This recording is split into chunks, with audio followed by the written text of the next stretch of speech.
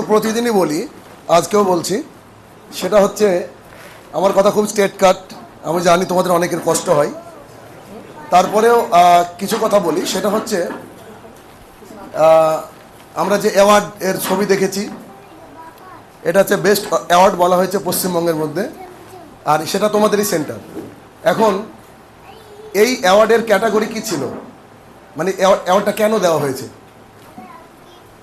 এর পেছনে যে ক্যাটাগরি ছিল তোমরা হয়তো সবাই জানো বা অনেকে রিয়েলাইজ করেছে কিনা জানি না। সেটা হচ্ছে যে ভালো এডুকেশন প্রোভাইডার হিসাবে পশ্চিমবঙ্গে যত সেন্টার রয়েছে ডিফেন্স ওয়াইজ, তাদের মধ্যে সবচেয়ে ভালো এডুকেশন প্রোভাইড হয় এই সেন্টারে। তারা তাদের মতো নমিনিসদেরকে ডেকে দেশপ্রেম কোচিং সেন্টারকে 1 নম্বর অ্যাওয়ার্ডে ভূষিত করেছে। তো এটার অর্থ হচ্ছে যে এই সেন্টার থেকে যে এডুকেশন প্রোভাইড করা হয়, দেওয়া হয়, শিক্ষা দেওয়া হয়, এটার মান আরও অন্যান্য সেন্টার থেকে উন্নত। এটা তারা বুঝেছে, বুঝে কি করেছে, এই সেন্টারকে বেস্ট অ্যাওয়ার্ড দিয়েছে। এ তো নাকি এটাই কথা।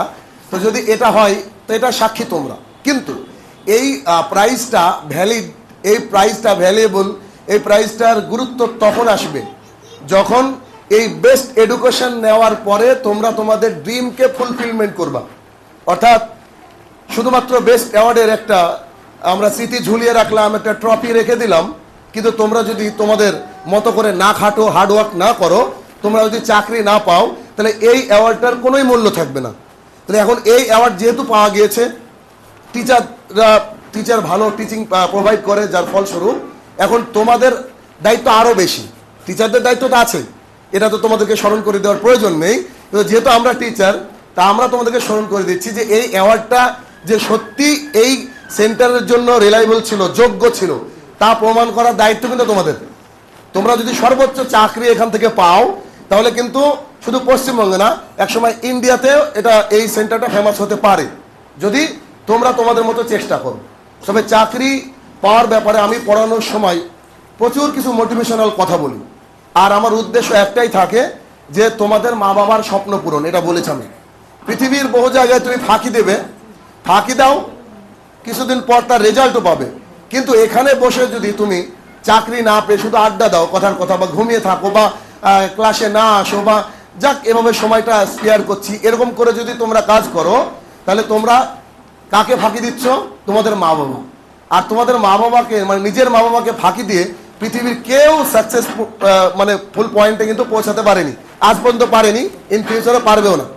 এই জন্য তাদেরকে ফাঁকি দিও না যারা অনেক বড় একটা স্বপ্ন নিয়ে তোমাদেরকে এখানে পাঠিয়েছে। ওকে? আর চাকরি পাওয়ার জন্য তোমার জুনুনটা হচ্ছে মেন, তোমার জোশটা মেন, তোমার ভেতরের যে স্ট্যামিনা, এটা হচ্ছে মেন। তুমি যদি মনে করো যে চাকরি পাবো, তোমরা যদি মনে করো যে আমরা চাকরি পাবো, তা আমি শিওর বলছি সবাই চাকরি পাবো, সব একজনও বাদ নাই। কিন্তু বেশিরভাগ স্টুডেন্টই আমাদের কথাগুলোকে মূল্যায়ন করে না যেমন করে মূল্যায়ন করার দরকার। একজন ব্যক্তি, এক এলাকার রাজা, ওই রাজার কাছে একজন ব্যক্তি গিয়ে বলছে যে এলাকায় কোনো কাজ নেই, আমাকে একটু কাজ দিবেন। তো বলছে কাজ কেন, তুমি কাজ খুঁজে পাওনি? তো বলছে না। তো ঠিক আছে, কালকে তুমি আসো সমুদ্রের ধারে, তোমাকে আমি কাজ দিব। হয়তো এই মোটিভেশনটা তোমাদের জীবন পরিবর্তন করতে পারে, দেখো তো। তো এবার সে লোক গিয়েছে, রাজামশাই চলেন সমুদ্রের ধারে, আপনি তো আসেননি, আমি ওখানে থেকে ঘুরে আসলাম। আচ্ছা ঠিক আছে, কালকে আসো, আমি একটু ব্যস্ত আছি, সমুদ্রের পাশে আসো, তোমাকে আমি জব দিব, কাজ দিব। তো অ্যাজ ইউজুয়াল ওই কথা শুনে চলে গেছে সমুদ্রের পাড়ে। রাজা হাঁটাহাঁটি করছে, বলছে কই কাজ দেন তাহলে? তো চলো একটু জলের মধ্যে চলো। তো ভেতরে গিয়ে ওর গর্দানটাকে, ঘাটটাকে ধরেছে, ধরার পরে তার মুখটাকে চুবিয়েছে জলের মধ্যে কিছুক্ষণ, একদম কাটা কবুতরের মতো কিছুক্ষণ ছটপট করতে করতে একদম মারা যাওয়ার উপক্রম। তারপরে ওকে তুলে ধরেছে, তুলে ধরার পর বলছে এখন যে ঘটনা তোমার সাথে আমি ঘটালাম, ওই মুহূর্তে সবচেয়ে দামি জিনিস তোমার কাছে কি মনে হয়েছে? তো বলেছে অক্সিজেন। অক্সিজেন আমি নিতে পারছিলাম না। বলছে তুমি যদি তোমার জীবনে মনে করো যে আমাকে এই চাকরিটা পেতে হবে, 100% তুমি পাবে যদি চাকরিটাকে অক্সিজেন মনে করো।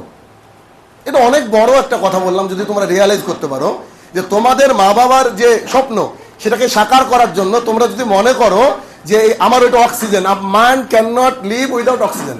সবাই আমরা জানি আ ম্যান, একজন মানুষ ক্যান নট লিভ, বসবাস করতে পারে না, বাঁচতে পারে না উইদাউট অক্সিজেন, অক্সিজেন ছাড়া। ঠিক তোমরা যদি এটা মনে করো যে I can return to our home without job, ঠিক আছে না? আমি আমার পরিবারে ফিরবো না কি না নিয়ে, চাকরি না নিয়ে। যদি এইরকম করে তোমরা চেষ্টা করতে পারো তাহলে সবাই তোমরা চাকরি পাওয়ার যোগ্য, আর চাকরি পাবে বলে তো এখানে এসেছো। অতএব আমি বলি চাকরি পাওয়ার জন্য বেশি দিন খাটা লাগে না, মাত্র 2 মাস 3 মাস 4 মাস 5 মাস 1 বছর, 1 বছর হার্ড অ্যান্ড সোল ট্রাই করো। আমি আশাবাদী যে তোমরা চাকরি পাবা। আর আমার মতো শিক্ষক তোমার এখানে পড়ায়, তোমরা যদি চাকরি নাই পাও আমার মনে মূল্য থাকবে না আগামী দিনে। কেন এত সুন্দর করে ক্লিয়ার কাট তোমাদেরকে আমি আমার সাবজেক্টের কথা বলছি বুঝাই, আর অন্যান্য টিচাররা আমার চেয়েও আরো ভালো আছে যতটুকু আমি বুঝি। তো এত সুন্দর একটা শিক্ষা পেয়ে তোমরা যদি চাকরি না পেতে পারো, আমার মনে হয় না যার কোথাও গিয়ে চাকরি পাবে। অতএব শুধুমাত্র দেশপ্রেম কোচিং সেন্টারের অ্যাওয়ার্ডের দিকে তাকিয়ে নয়, নিজের মা বাবার ফেসটাকে একবার খেয়াল করবা, কত কষ্ট করে যে সন্তানকে কোলে পিঠে করে মানুষ করে একবেলা না দেখলে ভালো লাগে না, সেই সন্তানকে এখানে পাঠিয়ে দিয়েছে, যাও বাবা তুমি চাকরি করে খাও। আর পৃথিবীর প্রত্যেকটা মা বাবার একটা কমন কথা শুনবা, বাবা আমাদের জন্য কিছু করতে হবে না, তুই তোর মতো একটা চাকরি কর, তুই তোর মতো একটা জায়গায় যে তুই আরামে থাক, তুই ভালো থাকলে আমরা শান্তি পাবো। বলে কিনা প্রত্যেক মা বাবা? তো প্রত্যেক মা বাবার এই স্বপ্ন যে আমার ছেলে বড় জায়গায় থাকুক। বাজারে গিয়েছে, বাবা কি গো তোমার ছেলে কি করে? আর বলেন না আমার ছেলে কেরালায় কাজ করে। It's very bad word. এটা বলতে মা বাবার কলিজা ফেটে যায়, বলবে যে আরে ওর কথা বলেন না, ও আমি খালি জন্ম দিয়েছে, আমি মানুষ করতে পারলাম না। এই কথা তোমরা শুনতে চাও? নিশ্চয় চাও না। কিন্তু তোমার বাবা খালি মনে মনে বলে যে একবার কেউ জিজ্ঞাসা করুক না আমি কি করি, একবার কেউ জিজ্ঞাসা করুক না আমি কি করি।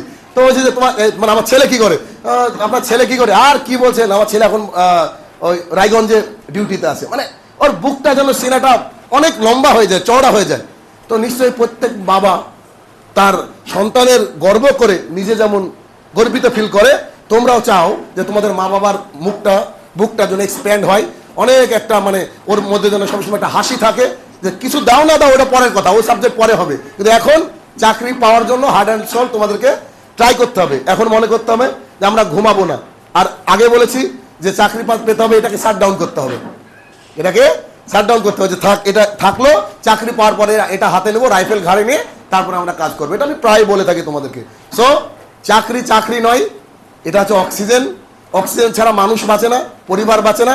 সো তুমি নিজে বাঁচার জন্য, তোমার পরিবারকে বাঁচার জন্য অক্সিজেন কোথায় থেকে কালেক্ট করবা, that is your own duty. এটা হচ্ছে তোমাদের নিজের দায়িত্ব। একটা কথা বলে শেষ করব, সেটা হচ্ছে সকালবেলায় উঠে সাদ্দাম এখানে আসে, আমরা এখানে আসি, এখান থেকে আমরা একটা বেতন পাই, এখানে ব্যবসা করে তার ব্যবসার সেক্টর থেকে আর্নিং পাই।